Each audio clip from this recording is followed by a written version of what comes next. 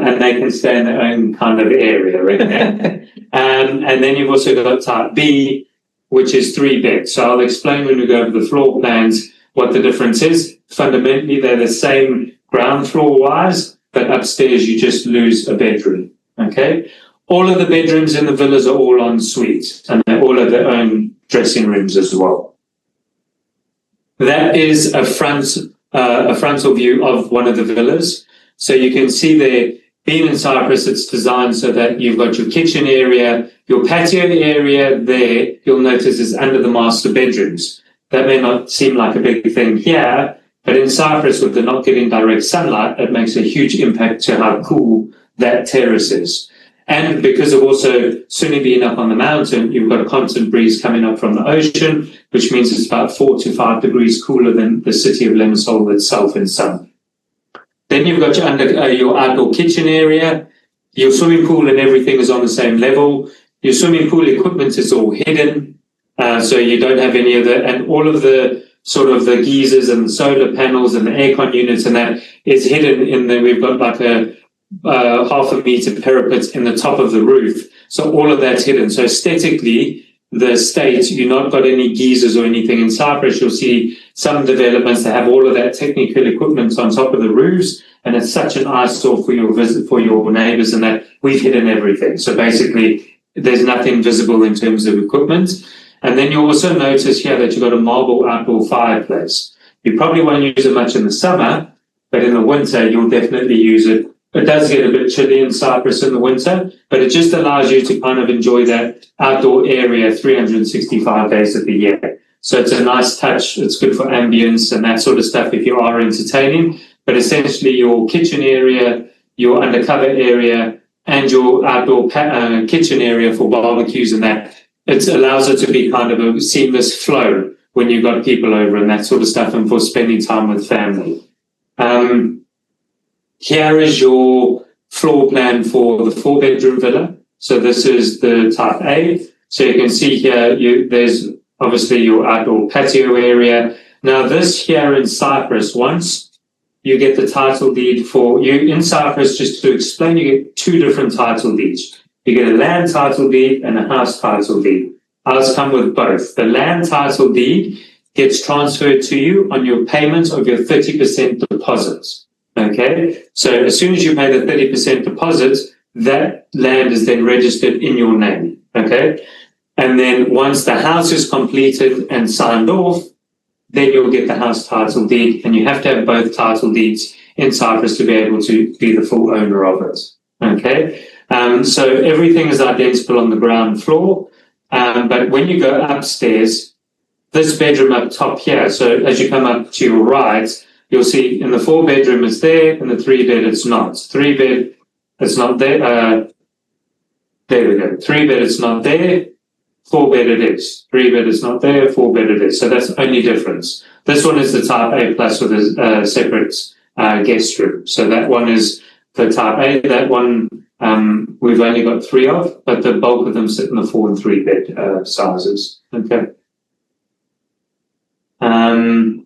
Then we've got 4 semi-detached houses. So these are a bit smaller. They're 139 covered internal area, and they sit on 500 square meter plots, and they're on the market from 700,000 euros. The other ones are on the market for 1.4 million euros. Okay, and that's at the moment, because we in construction phase pricing, you're getting about a 25% discount on what they will be on completion. Okay, so it's a good time to buy in. And another thing, with the first phase, the villas 6 is sold. Villa 7, 8, and 9 have the 5% VAT. VAT is 19%, but because the planning went in for those before the date cut off in 2023, those ones have a 5% VAT on them. So that's a huge amount of money. So, but those would have to be sold if you have clients for that. They would have to be sold before and paperwork signed before the end of June 2026. So it's a good incentive if you do have clients to say, listen, you can save yourself 15% if you buy before the end of June. Did you say it was 2 units? 3. There's villas 7, 8, and 9.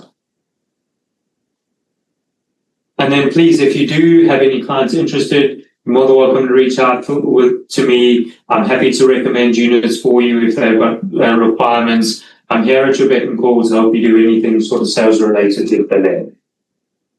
That is looking at it from the other direction. You're looking out there at one of the townhouses. This is looking sort of into the townhouse. So you can see they still have nice sized plots. I would actually love one of those because that would suit me perfectly with the dogs and that. But we are pet friendly, as we said. We've got dog parks, we've got dog rooms. You can take the dogs out to anywhere you like. So everything is pet friendly there as well. And then those are the floor plans for the townhouses. So you can see they're very, very nice, spacious layouts. They give you all the access to the same sort of amenities, but they're just on a smaller scale. So that's the reason that we did those four. And then the apartments, as I said, I'll go over them in greater detail, but basically I'll just skim over them now. It's for purely investors, okay? We've got 12 apartments left. We've sold 3. It's for purely investors that only get use of them for 14 nights of the whole year, okay? So for people that want to buy them and go whenever they want, that's not an option. They'd have to buy either a townhouse or a villa. These are going to be rented out in sort of a hotel-type rental sort of scheme. We're going to do all the marketing, all the management, all the cleaning, everything from end to end. Basically, the person buys it, they sign a rental management agreement with us, and then we manage everything from end to end with that whole situation, okay? We ideally would like someone to take the whole lot of them, but we have done it for people that want to just buy smaller sort of investment apartments. The management agreement, we're just finalizing at the moment. So if you do have any investors, you can obviously preempt them, but I know that investors they'll want to see the management agreement. I would want to see the management agreement, and we'll be able to share it with them shortly. So if you do have anyone that you think may be interested, propose it to them, and just so that we can be in touch with them, we can set up a meeting as soon as it's kind of set up. So this is going to also fall into the sector of wellness tourism. Now, do you have a question? Yeah, just 2 things on the yields and the appreciation, or are you going to cover that next? No, you can go probably. Are they based? Is the management fees already taken out? So that's a net yield amount. Okay, it's a net yield amount, but it's not a guaranteed yield amount. The thing with that is also taking into account the yield without claiming back the VAT. Now, the way that this sort of investment has been set up, if you set up a company in Cyprus, you can claim the VAT back, which will give you an extra 19% back in actual capital, which would drastically move the figures of those numbers. But because the reason it is because it's deemed a short-term rental model and it's fully furnished, that you can claim the VAT back. Normally, you can't claim VAT back if you're going to use it in a normal rental way, if you'd have a long-term rental. But because it's deemed short-term rental, you can claim the VAT back on that. And we can put them in touch. I'm not a tax advisor, and as you know, tax is very complicated. So if they do want to have calls with tax advisors or anything, I'd be happy to set them up. But we would put them on touch to a tax advisor to explain that. Because, as you know, tax is very, very... Firstly, it's individual. Secondly, it's very intricate. So we want people to be completely at ease. So we put them onto the experts if you want any of that explained. So going back to the kind of tourism that is incorporated in, it's wellness tourism. So wellness tourism means that it's very popular in North America. People fly out and basically they have a whole itinerary of treatments and activities, health-based, that they can do. They can have IV drips. They can have, they go for acupuncture. They can then go for meditation. They go for yoga. They have a gym on site. Cold plunge pool. So it's basically tourism that is aimed at people that want to squeeze in 14 days recovery into 7 kind of thing. Think of it as that sort of model. And it's one of the fastest growing sectors in the tourism industry currently. So people that go and stay in the short let, Yes. they will have access to the main amenity. They will have access to the main amenities, but remember, they're going to be people that will probably have guided, curated sort of activity programs. So it wouldn't be like you'd have people, okay, you won't have people reserving sun lounges, put it that way, there. It's not that sort of place. It would be people that would wake up and they would probably be busy 6 hours of the day, with actual activities and book treatments and that sort of stuff, because that is all included in that sort of offering. Okay, but then also because of all the business sort of centre amenities on site, we also would cater to a digital nomad. So because they can stay in an apartment, they can cook their own food, they can do stuff, they can run a business from their business centre, we can appeal to that sort of sector of the market as well. So they can book anywhere from a month all the way up to 6 months, even longer if they wish. And they basically got every single amenity, food, everything on site, which is kind of what they would be interested in. So we could maybe rival Bali with that sort of thing. But I'm not making any claims. There's a lot of digital nomads in Cyprus as well. And also, for the current situation in the Middle East, we have seen just in the last month, we've seen a huge pickup in inquiries for rentals in Cyprus, people moving to Cyprus, because we are kind of the first European footprints from the Middle East. I'd say it's a bit of a melting pot there. It really is. But yeah, when I went there for holiday, and I was amazed. Like there was Lebanese, Israeli, Palestinians, even all just like chilling on the beach together. 100%. Really quite cool. Lots of South Africans, lots of Brits, lots of Germans, a lot of the Nordic countries now, Sweden, all of those people, they come in there as well, because as Europe gets more hectic tax-wise, people are obviously naturally going to look. And also, the sort of mainland Europe climates, you'll get the sort of snowbird effect as you do in Canada, as with Florida and the Caribbean. You could probably get that sort of stuff because our winters are extremely mild. Like it's a real rarity that we dip below 15 degrees. So for those type of people where it's dark all the time and that, we still have very, very sunny winters. I was still in T-shirts up to Christmas, and then Christmas hits and it got quite cold. This is just a render of one of the bedrooms. So this is another thing that we can offer for people. We obviously give the villa with the wooden floors, aircon's included, underfloor heating's included, solar panels are included, down lighting's included, but any decorative lighting and kind of, furniture or wood, wall panels or anything wouldn't be included. Now, if you have clients that, just want to kind of, okay, I want to buy the villa and I want someone to just take care of this for me, I don't have the patience or the inclination to do so, we've actually got an in-house interior design studio.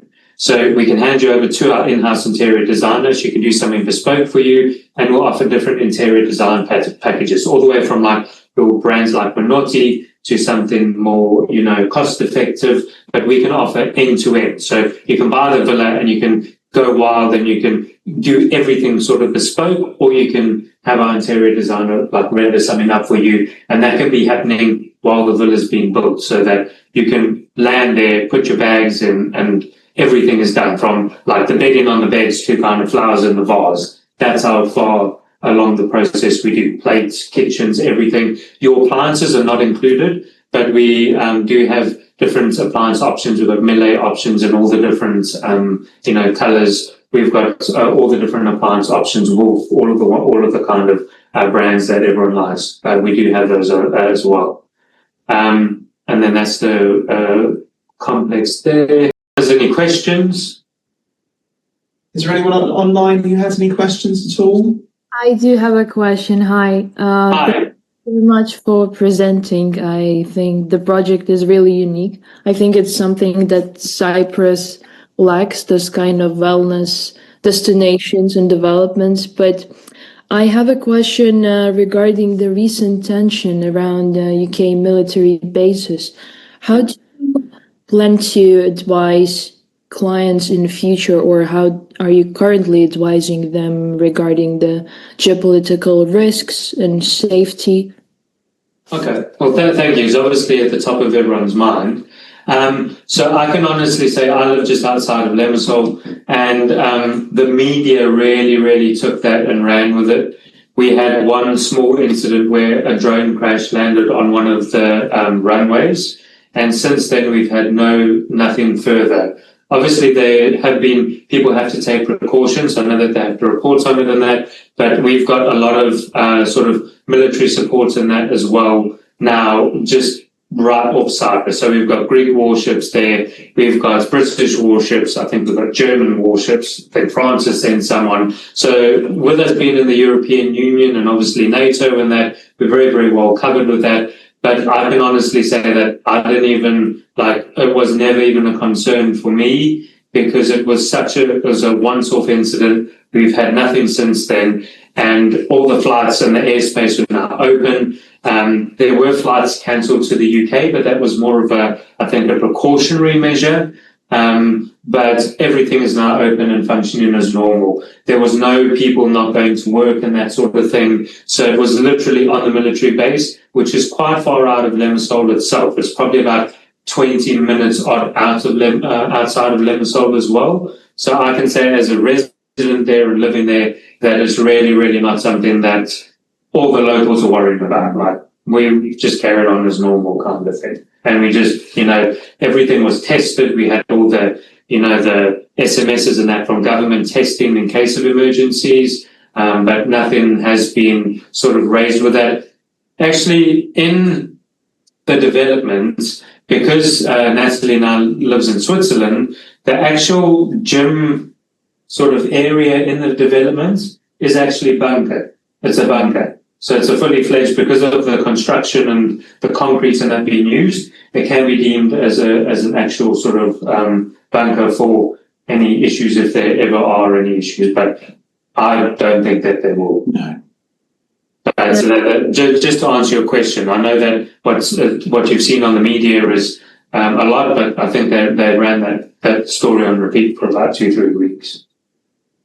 Thank you so much. I'm happy to hear it's not as bad as it looks on the media. No problem. As I say, we were still on the beach and still doing our normal things. So it was business as normal. Great, thanks. Cool. Anyone else? Well, good in the room. So you've just done such a good job that no one hasn't. or everyone's just turned it off and been on Instagram. But I'll take that option, right? I actually have a question. I don't know if that was covered, but is there any payment plan? Yes. My goodness, I forgot that. That's actually really important. Thank you for reminding me. Let me just quickly get out of this. Right. I've got to stop here. Okay, so let me just go to the other slide quickly, because the payment plan is there. So I'll explain how it works in Cyprus. No, that's not the payment. Here it is here. So I'll quickly share my screen again. Just bear with me 1 second. Let's make it bigger. Shit. Okay, so can everyone see my screen again? So this is the payment plan over here. So in Cyprus, the way it works is that, as I mentioned, you pay the 30. What you do is, if you have a client and they say, okay, listen, we want to go ahead with it, what we do is we sign something called a pre-sale agreement, where they sign it's a pre-sale contract. And that basically gives you 30 days. So it takes the property off the market. You pay a small holding fee of like 20,000 euros, which is fully refundable. And then it gives you 30 days for attorneys to kind of be attorneys and look through contracts and make changes that don't really need changing and that sort of stuff. But it gives you 30 days to kind of wrap that all up. Thereafter, once that's signed, then you would pay your 30% deposit, where we would register the sale with the Land Registry Act in Cyprus, or with the Land Registry Council. Thereafter, you pay on completion of work. So it's a very, very fair way to do the development, is that, okay, we've poured the concrete plate, you need to pay for that now, and then you'd pay the percentage outlined here in the actual payment plan. That being said, because we know that, some people may have to liquidate, investments or something like that, if there is anything where people want to change around, like for instance, we did a sale where the person said, okay, listen, I can pay the 30%, but then I'm going to can I pay you a smaller amount of, payment 2, but then can I load payment 7? Not a problem, as long as it's discussed up front, and it's not like you're due to pay it now, and the person goes, oh, well, I need this. As long as it's discussed up front, we can be as flexible as you like. I just can't do any flexibility on the 30% payment. That from a security point of view from the company side and from the client side is a must in Cyprus, and that's the minimum amount that some developers take 50%. We've done it as a minimal to 30. Okay. But we're more than flexible. We can deal with this on a case-by-case basis. We've only got 26 villas as well within my kind of scope of work to be dealing with 4 or 5 at the same time. I have a question because in Cyprus it's quite a big Eastern European population as well. Mm-hmm. How easy is it for them to purchase property out there? Is there a particular process or? So as you know, with KYC, it doesn't, with it being European Union based, obviously the boxes that we need to tick. Okay. We do full KYC on everything, but we do try and make it as easy as possible. We do accept payments in crypto, which takes the KYC off as it puts it on the crypto provider. So we do have partners that can do that. So if you do obviously have money coming from restricted regions or anything, that would have to be approved, but we do accept it in crypto as well. And that is fairly, as I said, the best thing about that is you just kind of go, your problem, crypto providers, and then you take it out there. Yeah. But it's quite common now in Cyprus for it to be paid in crypto. Yeah. Cool. We were talking about that the other day, I think, weren't we? That's becoming a bit more popular now, isn't it? Oh, crypto, yeah, for sure. Yeah, yeah. I mean, a lot of Chinese buyers to get their money out convert into something called USDT. Yeah. That's USDT that is quite easily transferable, and then just liquidating the country that they're going to buy the property, and then they got cash. That's the problem. That's the best. That's the best sort of digital currency. Yeah, it's pegged on the dollar. Yeah, so it's the most stable. Yeah. You don't liquidate a couple of bitcoins and overnight you either Elon Musk speaks and it just drops. Anyone else have any questions? I think we're all good, right? Cool. Well, thank you again, everyone, for your time and for joining. Please let me know if you need anything. Brilliant. Thank you. Thank you very much. Cool.